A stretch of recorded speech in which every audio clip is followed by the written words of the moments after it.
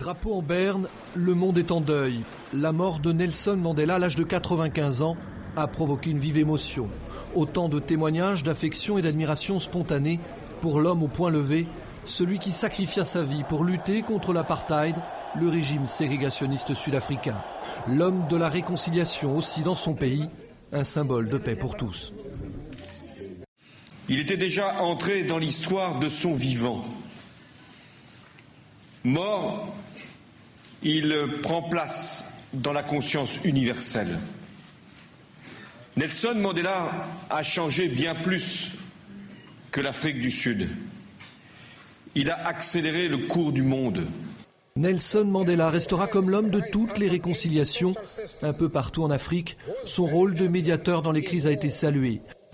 Nous regretterons tous le plus aimé des fils de l'Afrique, un vrai héros africain. Vive émotion aux États-Unis aussi. Mandela, le premier président noir d'Afrique du Sud, a beaucoup inspiré la carrière de Barack Obama. Son combat pour l'égalité venait en écho des luttes raciales des années 60, incarnées par Martin Luther King. Le jour où il est sorti de prison, cela a donné un sens à ma vie. Comment faire pour améliorer ce monde et faire vivre l'espoir ? Comme d'autres dans le monde, je ne pouvais pas imaginer que ma propre vie suivrait l'exemple de Nelson Mandela. Et tant que je vivrai, je ferai mon possible pour apprendre de lui.